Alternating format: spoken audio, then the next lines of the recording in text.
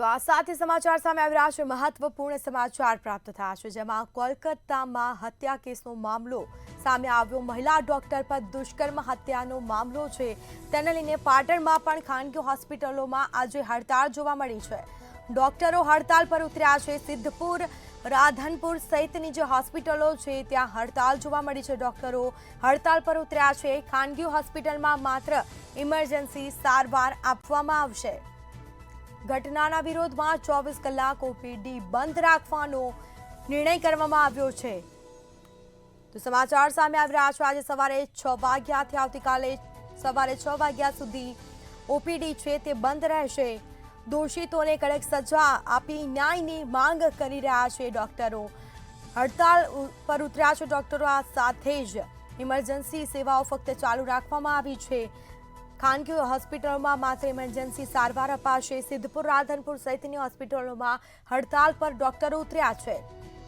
દેશભરમાં ડોક્ટરો હડતાળ પર ઉતર્યા છે। આ સાથે જ માંગણી કરવામાં આવી રહી છે, ન્યાયની એક માંગ કરી રહ્યા છે। કોલકાતામાં મહિલા ડોક્ટર પર દુષ્કર્મ હત્યાનો મામલો સામે આવ્યો। તો વધુ વિગતો સાથે સંવાદદાતા પ્રવીણ દરજી ફોનલાઈન પર જોડાઈ ગયા છે। જી, કોલકાતામાં મહિલા ડોક્ટર પર દુષ્કર્મ હત્યાનો મામલો સામે આવ્યો છે, જેના કારણે પાટણમાં ખાનગી હોસ્પિટલના ડોક્ટરો પણ હડતાળ પર ઉતર્યા। શું છે સમગ્ર માહિતી?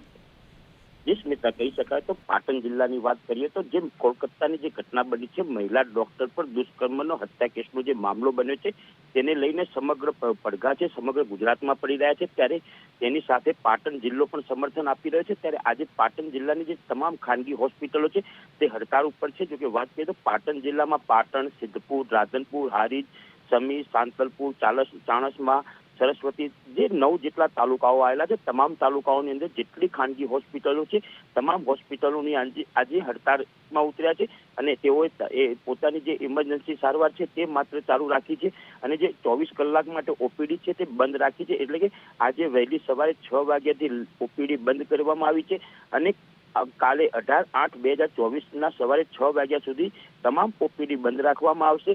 અને પાટણ જિલ્લાના જે તમામ તબીબો છે તેમાં અનેક સંગઠનો છે, ઇન્ડિયન મેડિકલ એસોસિએશનથી લઈ અને તમામ જે ઓર્થોપેડિકના તબીબો છે, હોમિયોપેથીના તબીબો છે, આયુર્વેદિકના તબીબો છે, તમામ જે તબીબો છે, ડોક્ટરો છે, તેઓ આજે હડતાળ પર ઉતર્યા છે અને તમામ લોકોએ પોતાની ઓપીડી બંધ રાખી અને દોષિતોને કડકમાં કડક સજા થાય અને તે મહિલાને ન્યાય મળે તે પ્રકારની માગણી કરી છે। જી જી, બિલકુલથી તમામ જાણકારી આપવા બદલ આપનો આભાર। તો આ સાથે જે ઘટના બની છે કોલકાતામાં તેને લઈને પાટણમાં પણ ખાનગી હોસ્પિટલોમાં આજે હડતાળ જોવા મળી છે।